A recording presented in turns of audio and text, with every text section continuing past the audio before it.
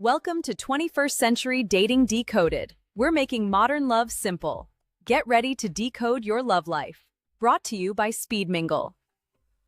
Welcome to 21st Century Dating Decoded, the official Speed Mingle Podcast, your ultimate digital companion for navigating the wildly unpredictable, often exhilarating, and ever-evolving landscape of modern love. Whether you are swiping right for the first time, rewriting your relationship goals, or stepping back into the arena after a lengthy hiatus, we are here to break down the rules of engagement with real talk, expert strategies, and zero fluff. Today we are zooming in on a demographic that is completely redefining what it means to look for partnership. Forget the old cliches of lonely hearts or settling for companionship. This is about an intentional, high-powered revolution of the heart. In this episode, titled Midlife Romance Reset, Why Dating Smarter is the New Standard for the Over-50, we are tackling the unique brilliance of dating in your prime. We're breaking down why the over-50 crowd is ditching the superficial games of their 20s and 30s in favor of emotional efficiency, radical clarity, and uncompromised standards. We'll explore how to leverage your life experience as your ultimate dating superpower, navigate the digital landscape with confidence, and curate connections that actually match your hard-earned wisdom. It's time to hit the reset button, dust off the expectations of the past, and discover what happens when you finally start dating smarter, not harder. So let's tune into our podcast host of the week.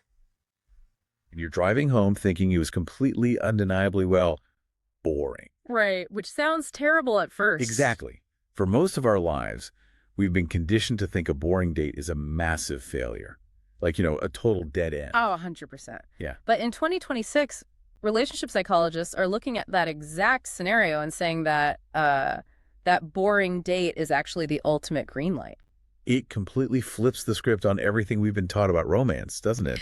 I mean, we've been culturally programmed to chase the anxiety. Yes, the erratic heartbeat, the constant checking of the phone. The frantic wondering if they're going to call. Exactly. We've labeled that physiological panic as chemistry, but what we're seeing now is a massive societal realization that a calm nervous system isn't boring at all. No, it's the foundation of actual emotional safety, which is exactly the mindset shift we are digging into today. And it's such an important shift. It really is. Yeah. So if you're navigating the dating world in your 50s and beyond, you know the landscape has fundamentally shifted.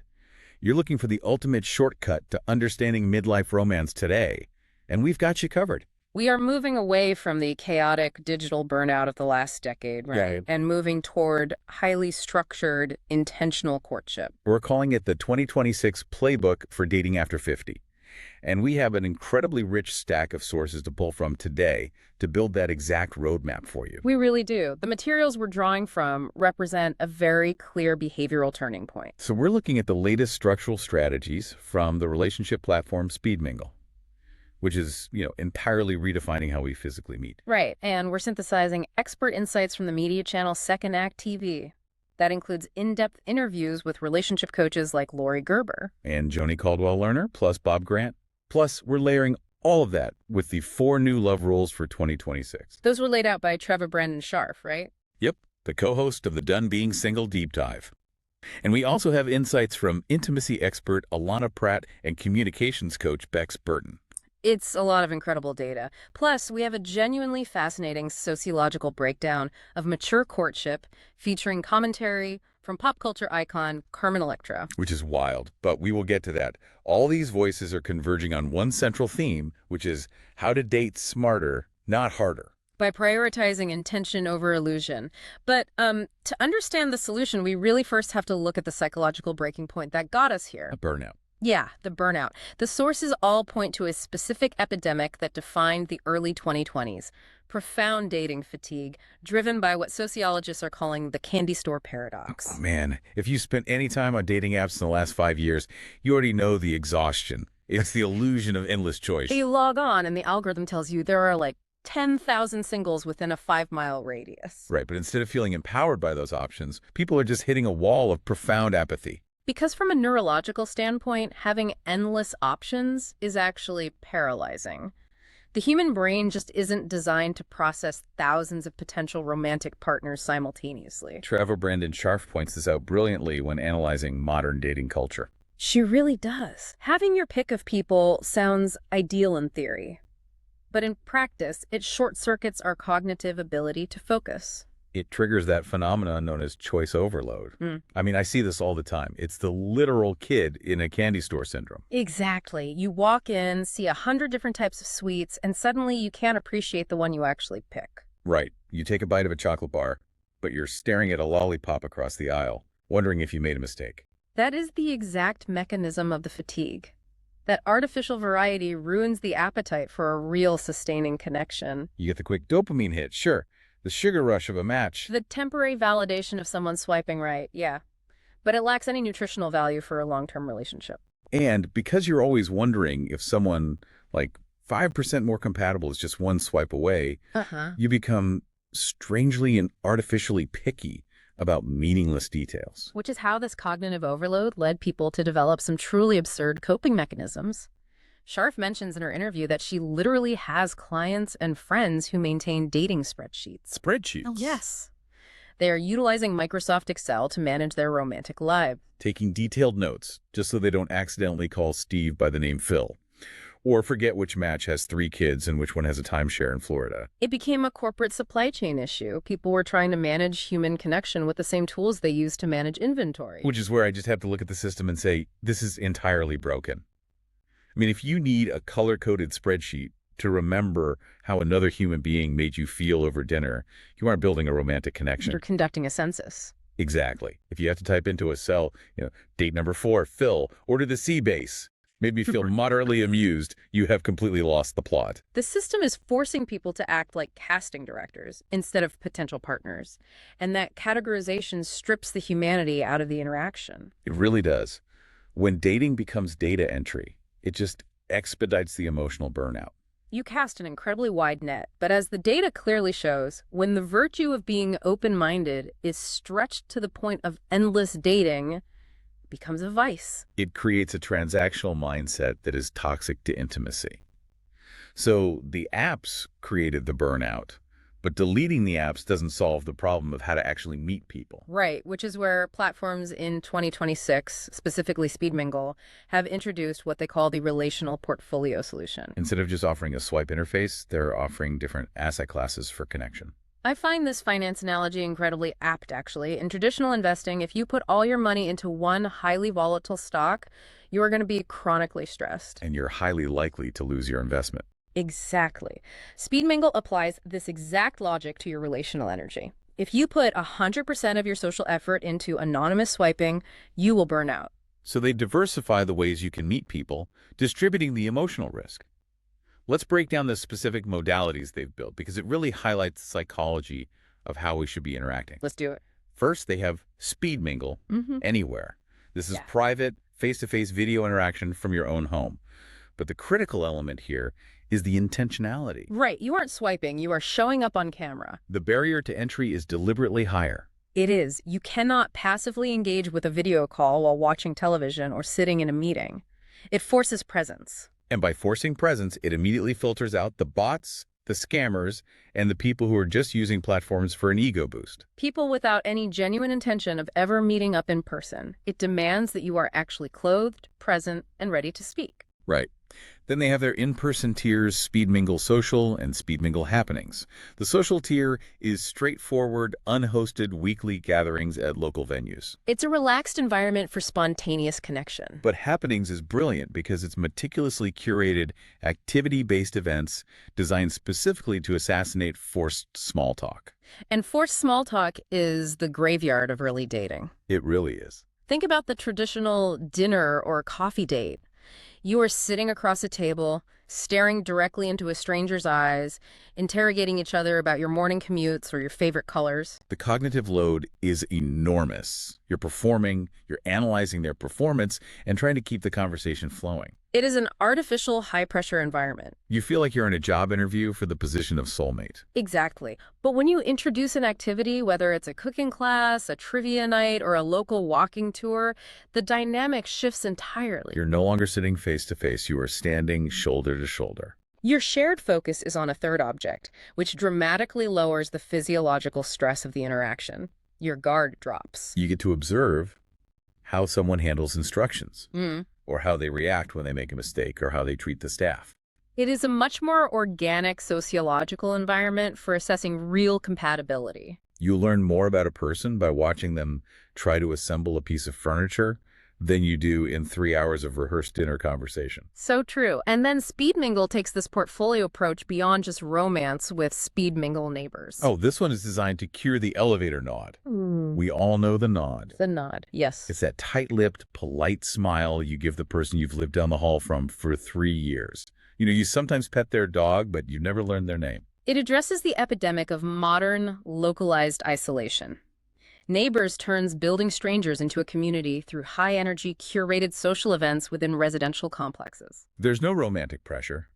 The goal is simply to build a localized social safety net.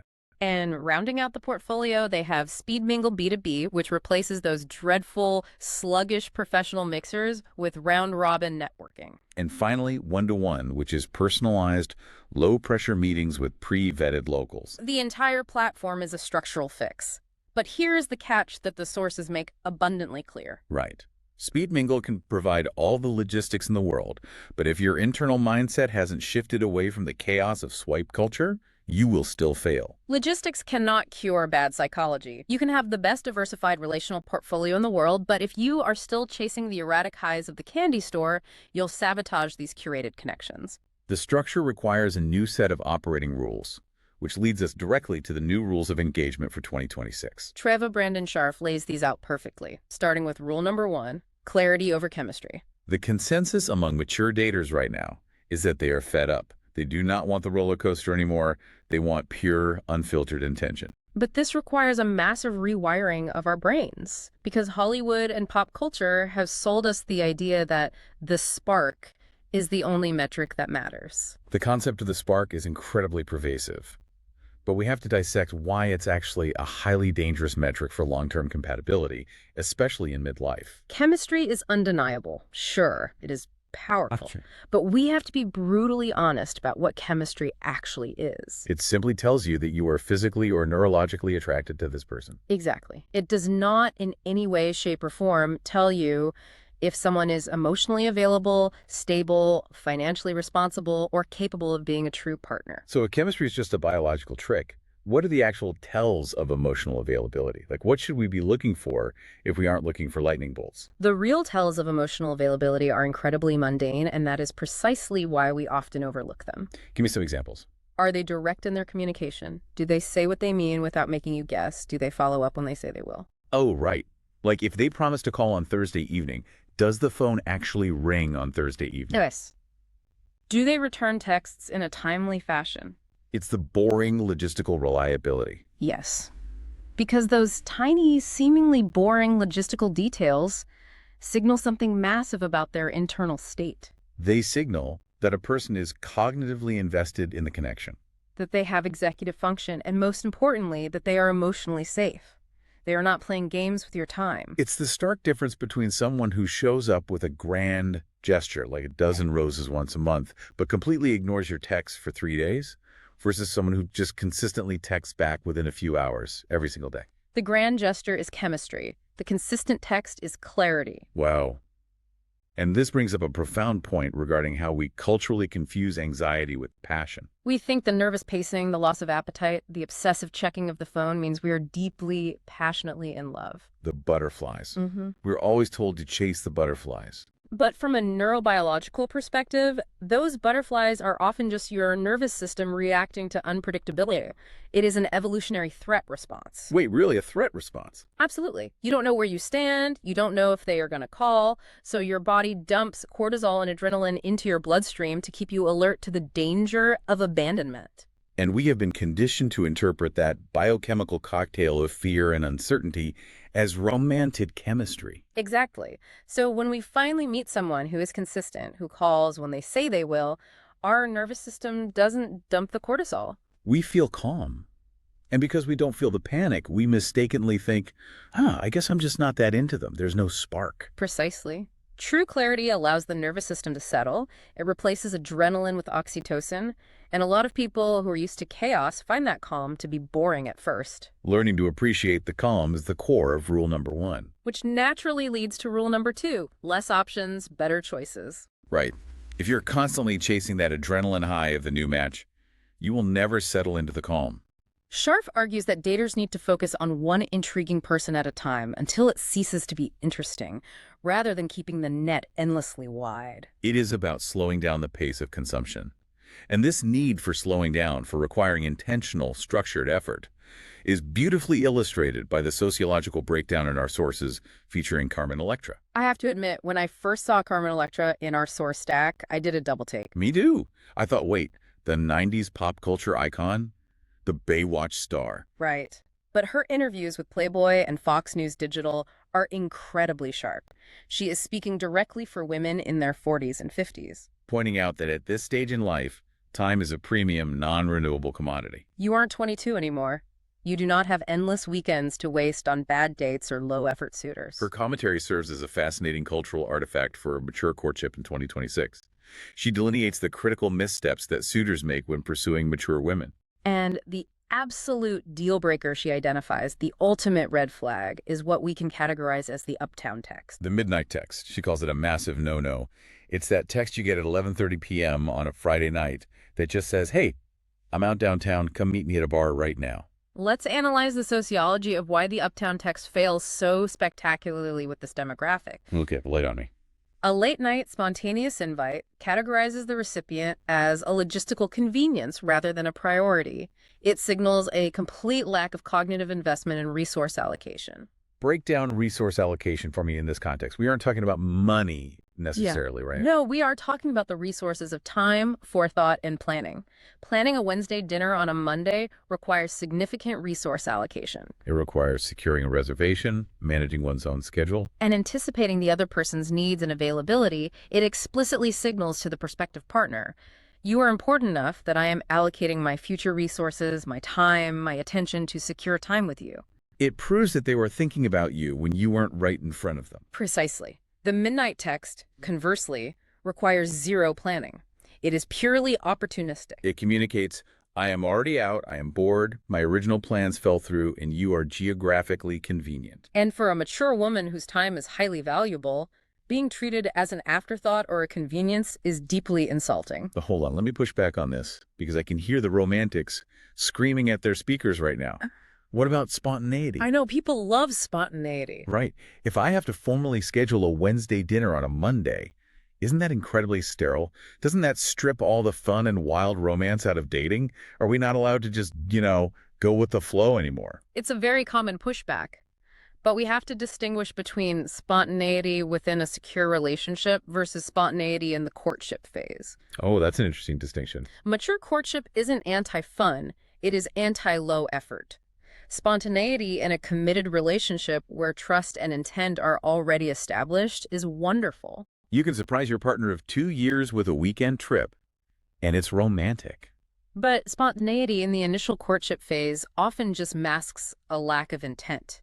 It is an excuse to avoid putting skin in the game. So it's a defense mechanism. If the midnight text gets rejected, the person can just shrug and say, whatever, it was just a casual thought. They didn't really risk anything. Exactly.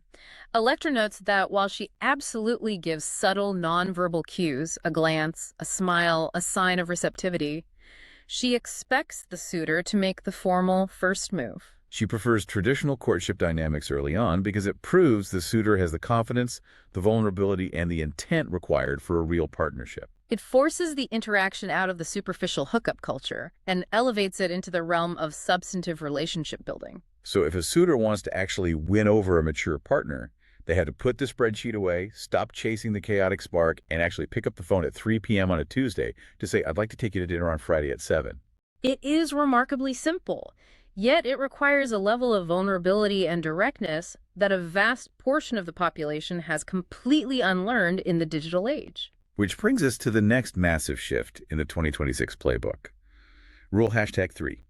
Emotional safety is the new sexy. We are moving entirely away from chaotic intensity. And our sources offer a brilliant, highly practical diagnostic tool for measuring emotional safety in real time. It's called the post-date test. This is one of the most vital concepts daters can utilize. The premise is this.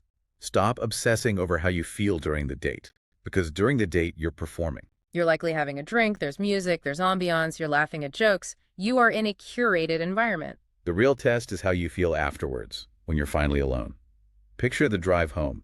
You are alone in your car, the radio is off. Are you calm? Are you thinking, well, that was a lovely time, I look forward to seeing them again? Or are you filled with angst? Are you frantically replaying the conversation, wondering, did I talk too much? Did I sound desperate? Was my outfit okay? Why didn't they kiss me? Will they call? The key here is distinguishing between normal, baseline excitement and toxic insecurity. Right. It is entirely normal to drive away from a great first date feeling a bit giddy and hoping they call. But if you are experiencing a severe physiological stress response, if your mind is racing and your stomach is in knots, that intense angst on date 1 or 2 is usually on you and your own internal triggers, not the date. Which is a tough pill to swallow. I mean, it's so much easier to blame them for playing mind games. But you're saying that if I'm panicking on the drive home after date 1, that's my baggage talking. In the very beginning, yes. On date 1, you do not actually know this person well enough for them to logically be the source of profound emotional distress. That makes sense. If their mere existence and a 2-hour dinner is causing you panic, you are likely projecting past traumas onto a stranger. You are falling back into the habit of trying to figure out if you are good enough for them. Seeking validation rather than assessing compatibility, you are manufacturing chaos. However, there is a crucial caveat here from Treva Brandon Starf regarding the timeline of this test. Yes, the timeline is everything. If you are still experiencing that intense angst and anxiety by date 4, 5, or 6, the dynamic shifts entirely. By date 5, you should be settling into a rhythm. If you are still walking on eggshells, constantly wondering where you stand, or analyzing their mixed signals, it is highly likely the other person is avoidant or genuinely emotionally unsafe. At that point, your nervous system is not projecting. It is accurately detecting a threat to your emotional well-being. So date 1 panic is your own shadow, but date 5 panic is an alarm bell. Precisely. If they're blowing hot and cold by date 5, you must listen to your nervous system and walk away. That makes perfect sense.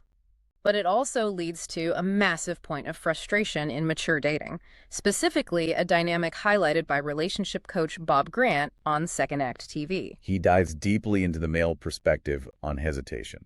The scenario is classic and infuriating.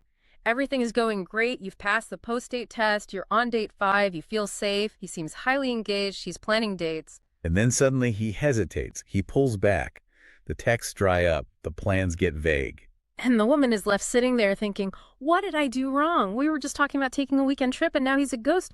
Why doesn't he just tell me what's wrong? Bob Grant's explanation of this phenomenon is deeply rooted in psychology, and it requires a lot of empathy to understand. Why do men suddenly hesitate when things are going perfectly well? Grant explains that often men do not fully understand it themselves. Really? They don't know why they're doing it. Right. They do not have the vocabulary in that exact moment to articulate the internal shift they are experiencing. So they aren't sitting in a supervillain chair, maliciously plotting to ghost you and break your heart. Rarely. That sudden hesitation is almost always rooted in past experiences and unhealed traumas rather than the present reality of the relationship. In midlife dating, you are dealing with people who have deep histories. As a new relationship becomes more serious and starts feeling genuinely intimate, it subconsciously triggers the memory of previous commitments. And for many men in their 50s and 60s, previous commitments may have ended in painful, drawn-out divorces. Severe financial ruin, loss of access to their children, or profound emotional devastation. So the very feeling of falling in love actually triggers the memory of the pain that followed the last time they fell in love. Exactly. The present moment is wonderful, but their subconscious mind suddenly pulls the emergency brake because historically, serious intimacy equates to catastrophic danger. They pull back to assess the perceived threat.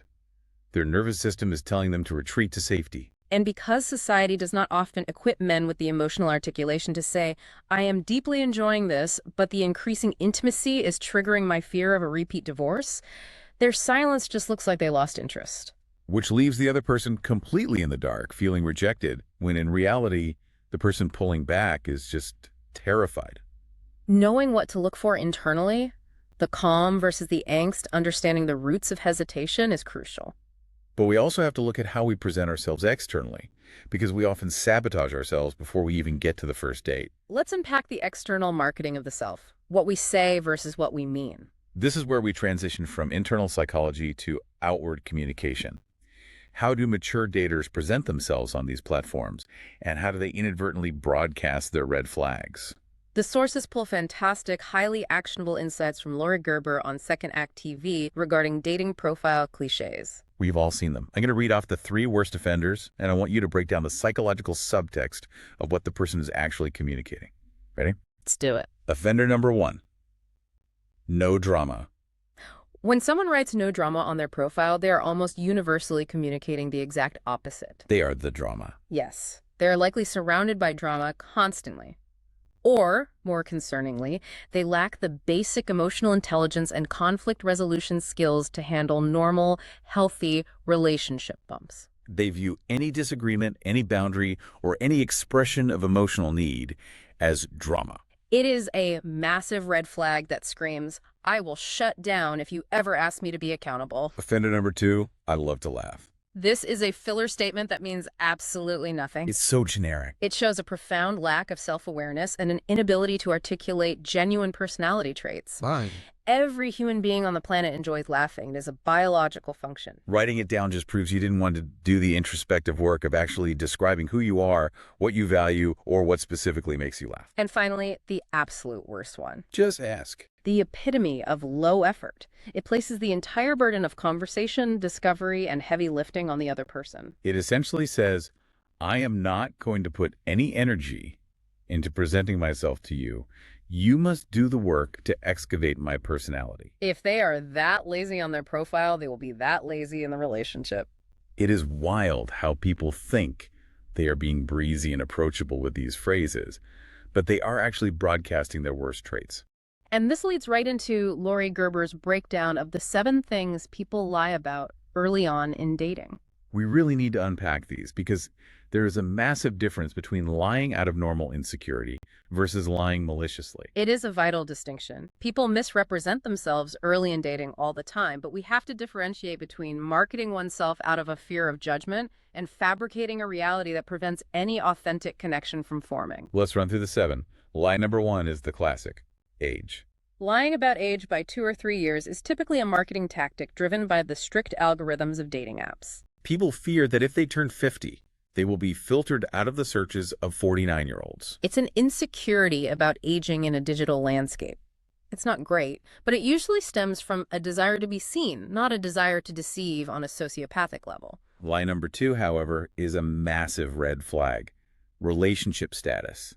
Lying about being separated when you are actually still living with your spouse. That is a fundamental breach of reality. You cannot build a foundation of trust with someone who is actively hiding an entire marriage. That is deception, plain and simple. Lie number 3, physical appearance, specifically using photos from 10 years ago. This stems from denial and insecurity. They want to be desired as they were, not as they are. But it sets up an immediate failure on date 1 because the person walking through the door doesn't match the expectation. Exactly. Lie number 4, financial stability or career, exaggerating success. This is deeply tied to ego and societal expectations, especially for men who have been taught their worth is tied to their provision. But a relationship built on a facade of wealth will crumble under the weight of actual shared expenses. Lie number 5, intentions. Saying you want a relationship when you actually just want a casual fling. This is conflict avoidance. They know that if they state their true intentions, the mature pool of daters will reject them. So they lie to gain access to people who would otherwise filter them out. It's highly manipulative. Lie number 6, lifestyle and health habits. Saying you love hiking every weekend when you actually haven't left your couch since 2021. Aspirational lying. They're presenting the person they wish they were rather than the person they actually are. And finally, lie number 7, hobbies and interests. Pretending to love jazz music just because your date loves jazz music. This is an anxious attachment behavior. It's mirroring. They are so afraid of rejection that they erase their own identity to become a clone of the person they are pursuing, believing that identical interests are the only way to secure affection. Which perfectly transitions us into one of the most common ways we sabotage our own choices. Joni Caldwell Lerner warns against a very specific trap, especially prevalent among mature women. The I can fix him trap. This trap is incredibly pervasive. You meet someone and they have so much potential. They are kind, but they just need a little help with their communication style. Or their wardrobe. Or organizing their finances. Or navigating their relationship with their ex. Empathy is a wonderful trait, but Caldwell Lerner makes a critical distinction. There is a vast gulf between being a supportive partner and becoming someone's therapist, life coach, or parent. If you are doing the emotional heavy lifting for two people, you aren't in a partnership, you're managing a construction project. Precisely. The strongest relationships aren't built by changing someone. They're built by choosing someone who is already willing, capable, and actively trying to grow.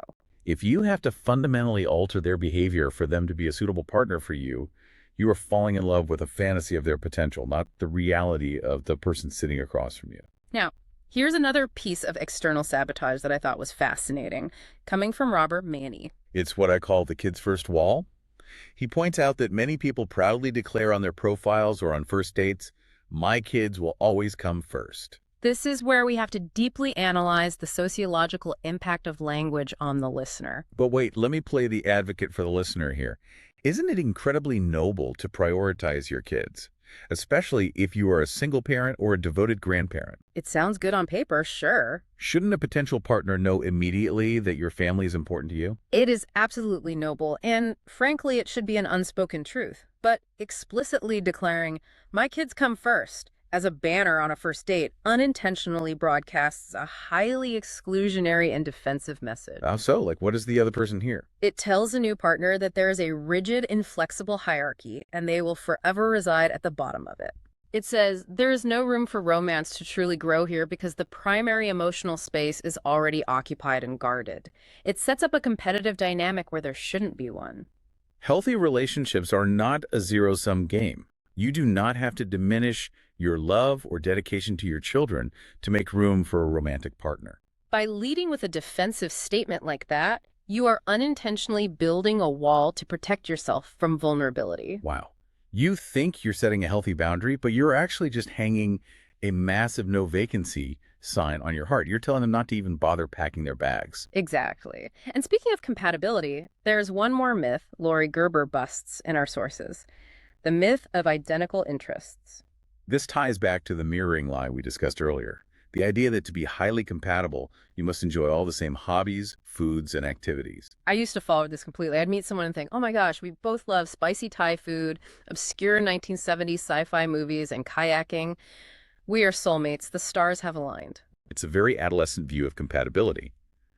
Gerber explains that a healthy, mature relationship is built on respecting and supporting each other's interests, not mirroring them. Unless it is a core, life-defining, shared passion like Lotra's. You both dedicate your lives to animal rescue, or you both want to live full-time in an RV, different hobbies are not a deal breaker. In fact, they are healthy because it maintains individuality. Yes. Compatibility is about how you treat each other when you are pursuing your separate passions. If you love kayaking and they love visiting art museums, the compatibility test isn't forcing them into a kayak. The test is, are they supportive of your kayaking trips? Do they ask you how it went? Do you happily listen to them talk about the art exhibit they saw? You do not need to clone yourself to find love. Complementary differences create a much richer dynamic than identical mirroring. Which brings us perfectly to our final and arguably most important rule for the 2026 playbook. Rule #4. Date from who you are now. Not who you were at 20 or 30 or during your first marriage. You have to date from the present tense. This is perhaps the most psychologically complex rule to implement because it requires profound self-acceptance and a dismantling of old ego protections. Let's start with how intimacy expert Alana Pratt on the Done Being Single Deep Dive deconstructs the concept of pickiness. We hear this all the time from singles in their 50s and 60s. I'm just really picky. I know my worth and I won't settle. If we look closely at extreme pickiness in midlife daters, we almost always find it is a facade. Swiping left endlessly, finding tiny, insignificant flaws in everyone you meet, and proudly claiming I'm too picky is frequently a fear-based shield. A shield against what, though? Against rejection and vulnerability. Subconsciously, it is a way of saying, I am deeply afraid that I am not good enough and I am terrified of being rejected again. Therefore, I will reject everyone else first under the guise of having impossibly high standards. So extreme pickiness is just fear in a trench coat. That is exactly what it is. It signals deep insecurity, not genuine selectivity. It is an exercise in finding fault rather than an exercise in finding love.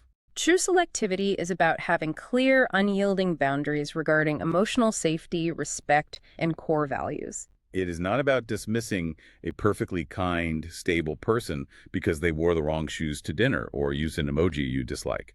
And speaking of boundaries, Bex Burton provides some incredible insights on this, specifically for people pleasers who struggle to assert themselves. There was a viewer comment highlighted in the second act TV sources from someone named Karen Russo that I thought was absolutely brilliant. She said that boundaries don't always have to be spoken aloud. This represents a highly sophisticated understanding of relational dynamics. We often think of a boundary as a confrontation, right? A sit-down conversation where we lay out our rules. Right, but Karen's example in the comments was so practical. She basically said, if you start yelling at me and calling me names during a discussion, the discussion is over until you calm down. You don't necessarily have to sit down on date one and deliver a 15-minute PowerPoint presentation on your boundaries. You just enact them. If someone raises their voice disrespectfully, you calmly leave the room. You end the phone call. You walk away. Action-based boundaries. They are the ultimate protector for singles who fear being unloved or have a desperate, deeply ingrained need to be liked. When you enforce a boundary through action, you are proving to your own nervous system that your emotional safety is more important than keeping a toxic connection.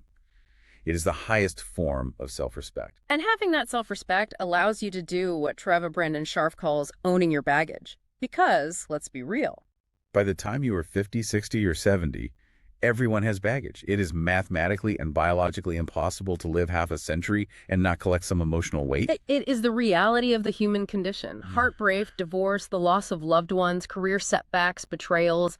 These are the accumulated realities of a fully lived life.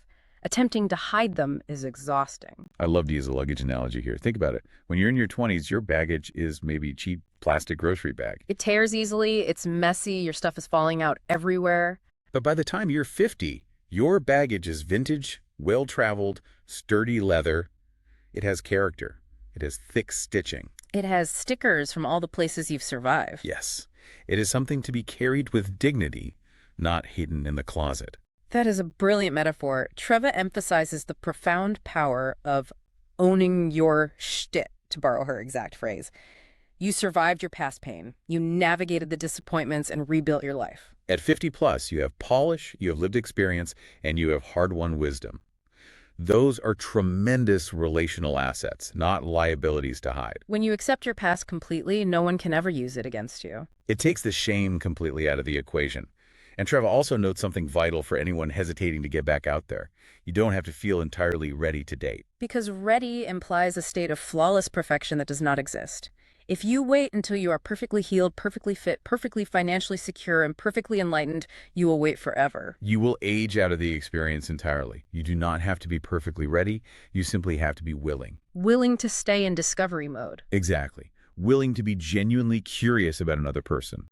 Willing to accept that a non-starter date is just part of the process of discovery, not a referendum on your inherent worth. I love that phrase, stay in discovery mode. Yeah. And you can see this empowered, unapologetic, highly willing mindset perfectly reflected in the culture of the second act TV community. Just look at the merch slogans they feature for this demographic. It tells you absolutely everything you need to know about the 2026 mindset shift. Slogans are always a fantastic sociological indicator of a group's internal narrative and self-perception. They have shirts and mugs that boldly say, still playing the field, but now I own it. Or, you're the only thing I'd never ghost. My personal favorite because you're not done yet. It's cheeky, it's highly confident, and it completely reframes aging. It takes it from a period of perceived decline and transforms it into a period of ultimate self-possession. It perfectly replaces the anxiety of the candy store paradox with the calm confidence of someone who knows exactly what they want to buy. And more importantly, knows they don't actually need the candy to survive and be happy. Okay, let's unpack everything we've covered and bring it all home. We have navigated a massive amount of sociological ground today. To quickly recap the 2026 playbook, we've learned that the smart money values absolute boring clarity over erratic chemistry. We are demanding traditional, structured effort, like a properly planned Wednesday dinner over the low-effort, spontaneous, opportunistic, midnight uptown text. We are aggressively dropping the meaningless, no drama and just ass cliches from our profiles because we know they communicate a severe lack of self-awareness. We recognize that extreme pickiness is often just a fear of rejection hiding in a trench coat. And most importantly, we are owning our vintage, well-traveled leather baggage with absolute pride, staying in discovery mode and dating authentically from who we are now. It represents a profound cultural shift toward emotional maturity and relational efficiency. It really does. So what does this all mean for you, the listener? What is the ultimate final takeaway you should walk away with today? I want to offer a final, perhaps slightly provocative thought that builds on everything we've synthesized from these sources today. I'm ready. Let's hear it. We've spent this entire deep dive talking about applying strict action-based boundaries, demanding emotional transparency, rejecting the midnight text, and utilizing a diversified portfolio approach strictly in the realm of romantic relationships. Right. We've been solely focused on finding a partner. But what if we applied this exact same rigorous, self-respecting framework to our platonic friendships in midlife? Wait, really?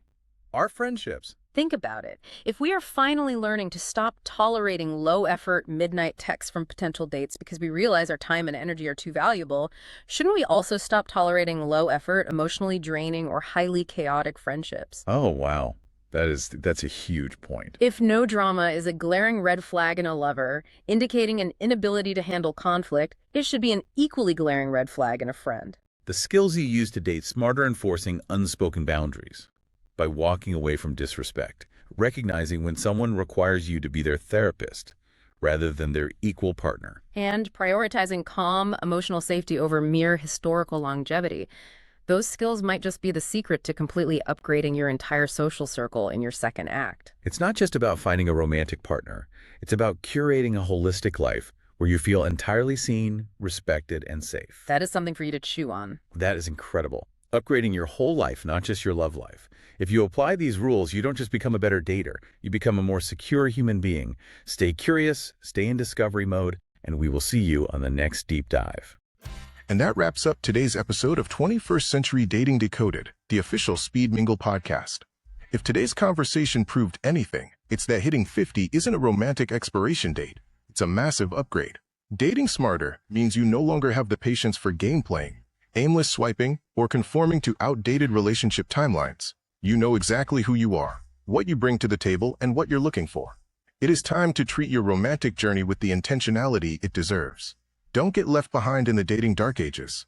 A successful relational portfolio is always predicated upon intentionality and genuine connection. At Speed Mingle, we are strategically positioned to offer the efficient frontier for this new era of dating.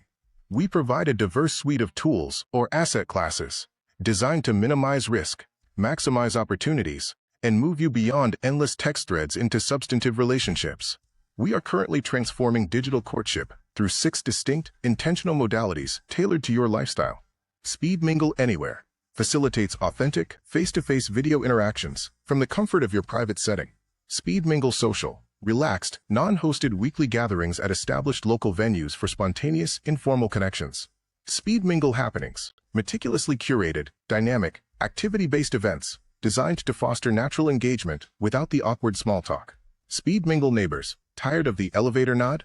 Turn local strangers into friends through high-energy, curated social events. No romance required, just great vibes designed to bring your building or neighborhood together. Speed Mingle B2B. Stop wasting time at sluggish mixers. Our high-octane, round-robin professional networking format eliminates unproductive conversations so you can maximize your circle efficiently. Speed Mingle 1-to-1, launching summer 2026. Personalized, low-pressure meetings with local singles whose pre-vetted interests ensure an efficient route toward foundational compatibility. Never miss a beat of a strategy, or a reality check. Make sure you are plugged into the network to never miss an episode of the 21st Century Dating Decoded. Listen on the go. Find your preferred audio match on Apple Podcasts, Spotify, YouTube Music, Amazon Music, Audible, iHeartRadio, or Deezer. Watch on Speed Mingle TV. Access premium video content on YouTube, Roku, Amazon Fire TV. Just search for Speed Mingle TV Network within the Apps and Games interface or via the HRB TV network. Engage and subscribe. Secure your access to all future segments directly at 21stCenturyDatingDecoded.com. If you valued this episode and found our discourse on abandoning prescribed dating narratives informative, please take a few seconds to support our community. Activate the subscription button immediately so you never miss an episode. Leave a 5-star review to assist other growth-minded singles in discovering our program. Share this link with an acquaintance who desperately needs it, especially that friend who continues to utilize an outdated, poorly illuminated headshot enhanced with an expired digital filter. Forward them the link. Their future romantic prospects will thank you. Take the initiative today. Secure your reservation at an upcoming Speed Mingle event in your vicinity and get ready to mix, match, and mingle to enhance your social portfolio. Thank you for your listenership and viewership of 21st Century Dating Decoded. Until our subsequent episode, remain deliberate, maintain protection, and consistently date with a defined purpose. Thank you for listening. And watching on the new Speed Mingle TV network.